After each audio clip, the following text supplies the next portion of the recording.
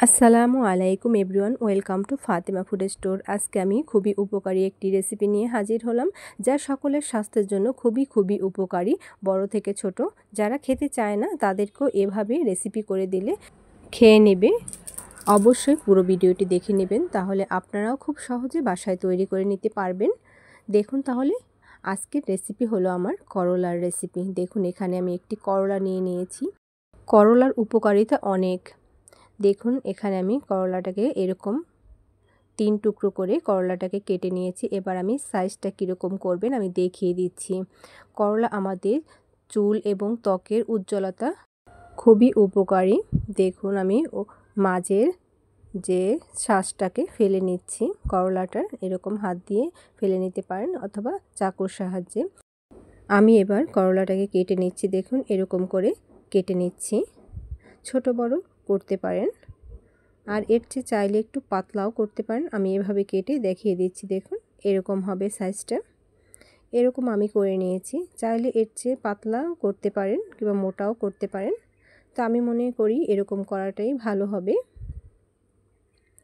করলা আমাদের ওজন কমাতে সাহায্য করে, আর ডায়াবেটিস রোগীদের জন্য খুবই উপকারী একটি সবজি। করলা খাবার হজমেও সাহায্য করে করলা আমাদের। দেখুন এরকম সাইজ করে আমি করলাটাকে কেটে নিয়েছি। এবার আমি একটি বোল নিয়ে নিলাম, এর মধ্যে করলাটাকে দিয়ে নিচ্ছি। দেখুন পুরো করলাটাকে আমি এখানে নিয়ে নিচ্ছি, এরকম সাইজ করে আমি কেটে নিয়েছি। আবারও দেখিয়ে দিচ্ছি আপনাদের। অনেক বাচ্চারাই আছে করলা একবারে মুখে দিতেই চায় না, তাদের জন্য এভাবে করলা এভাবে কেটে আর কয়েক টুকরো আলু এভাবে কেটে নেবেন, যাতে করে ওরা বুঝতেই পারবে না যে এটা ফ্রেঞ্চ ফ্রাই না, করলার ফ্রেঞ্চ ফ্রাই। খুব সহজেই এটা করে নেওয়া যায়, আর বাচ্চাদেরও খুশি করা যায়, খুব সহজেই এটা তৈরি করা যায়। এখানে আমি দিয়ে দিচ্ছি হাফ চামচ লবণ আর সামান্য একটু পানি। এটাকে দিয়ে আমি এর সাথে মেখে নেব করলাটার সাথে, যাতে করে করলার তেতো ভাবটা অনেকটাই চলে যায়। করলা কিন্তু অ্যালার্জি এবং অ্যাজমা আক্রান্ত রোগীদের জন্য খুবই উপকারী।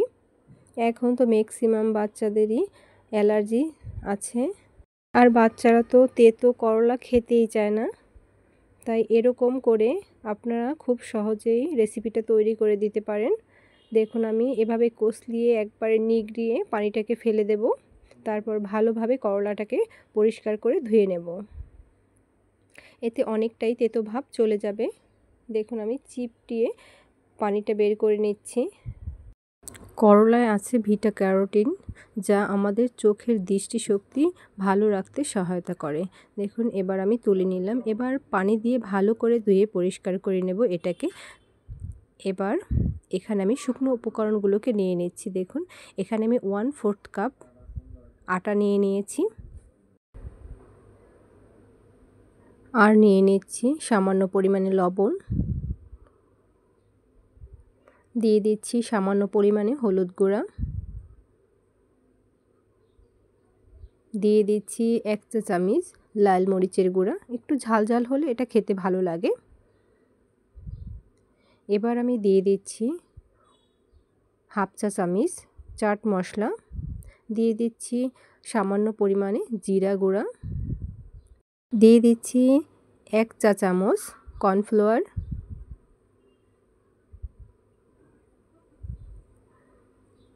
এবার আমি শুকনো উপকরণগুলোকে মিক্স করে নিচ্ছি। দেখুন ভালো করে এটাকে আমি মিক্স করে নিচ্ছি। দেশ ও দেশের বাইরে যে যেখান থেকে আমার এই ভিডিওটি দেখছেন, আশা করি ভিডিওটি ভালো লাগবে। ভালো লাগলে লাইক কমেন্ট শেয়ার করে নিয়মিত চ্যানেলের সাথে থেকে চ্যানেলটিকে সাবস্ক্রাইব করে রাখবেন, আর পাশে থাকা বেল বাটনটি অন করে দিবেন। এতে করে আমি যখনই নতুন কোনো ভিডিও আপলোড করব সাথে নোটিফিকেশান পাবেন সবার আগে। দেখুন এবার আমার শুকনো উপকরণগুলোকে মিক্স করে নিলাম। এবার আমি করলাটাকে দিয়ে দিচ্ছি একে একে।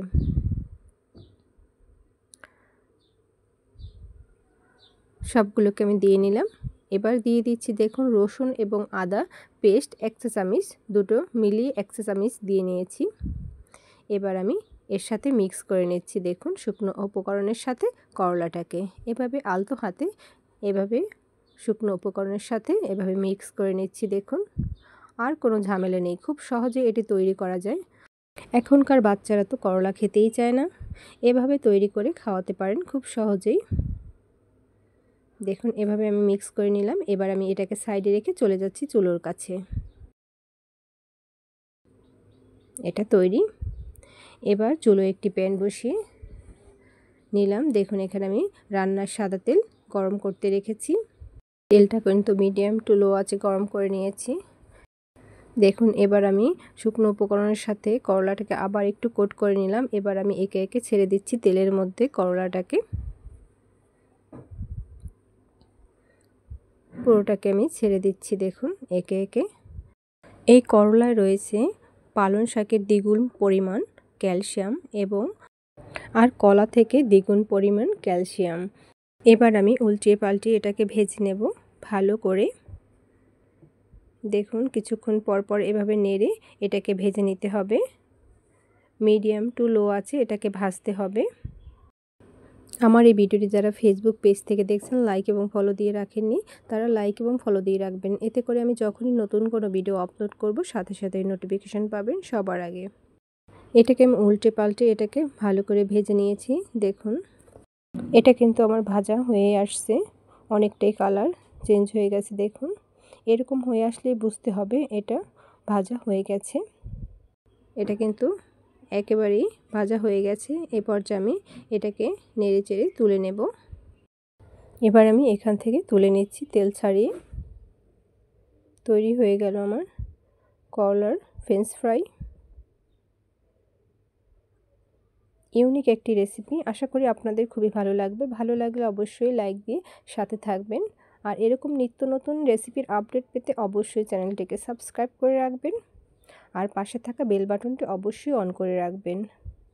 দেখুন তৈরি হয়ে গেল আমার করলার ফ্রেঞ্চ ফ্রাইগুলো।